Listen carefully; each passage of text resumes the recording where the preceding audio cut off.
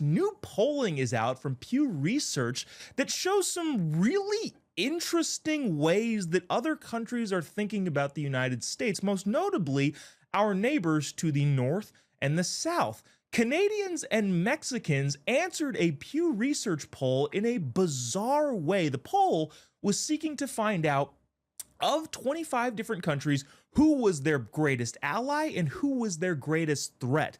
Now, Canada, at least, because we're talking about those two nations, to their credit, said the majority of them said, well, the US is the greatest ally.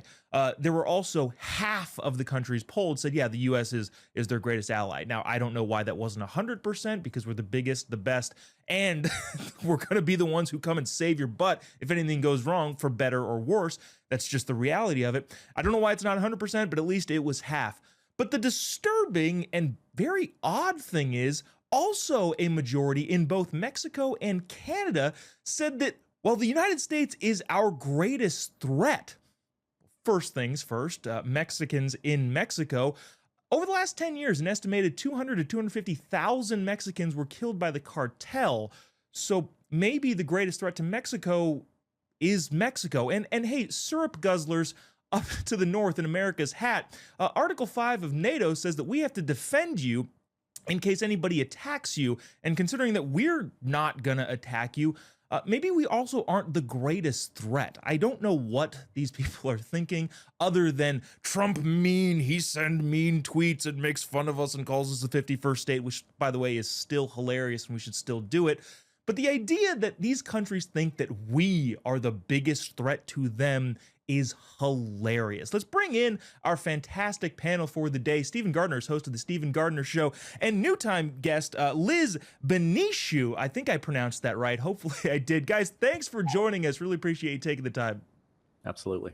Thank you. Stephen, I want to start with you here. This is ironic in so many ways, but like, where is this coming from? Is it strictly the orange man bad syndrome that's affecting both Mexico and Canada? You know, I would have thought the greatest enemy would be Justin Trudeau and the cartel. So I'm there with you. But, you know, obviously half of the Canadians, they see Donald Trump as being a big issue instead of the fact that he liberated you from Justin Trudeau. Of course, America is still a great neighbor to Canada. I think that they are overreacting. We would come in and save their biscuits just like we are right now. Like we do a lot of business with Canada. If we were to cut that off, it would be very bad. So maybe this is the issue. Canadian people are so kind and polite. Like, if you bump into them, they apologize. That's how nice they are. Now imagine bumping into somebody from New York. They're just like, they're having Donald Trump shock syndrome. You know, you bring up a fantastic point because people use this to describe New York and California. They say, hey, people in the upper East Coast of the United States, if you have a flat tire, they'll curse you out, but they'll help you change the tire. In California, they'll go, oh no, I'm so sorry, and then they won't help you at all. So I'd rather be harsh and helpful rather than nice and completely useless. Liz, Mexico is like it's not now, but a couple years ago, it ranked second in the most dangerous countries on earth, second only to Syria. But yet the United States is their greatest threat. The majority of the country believes. What is going on there? Oh, that I'm trying to figure out, because if the United States is their biggest threat, then why do they keep trying to come here? That's Yeah. I feel like I would run away from my threat. Like, I'm not going to go run up to Michael Myers if he's trying to murder me.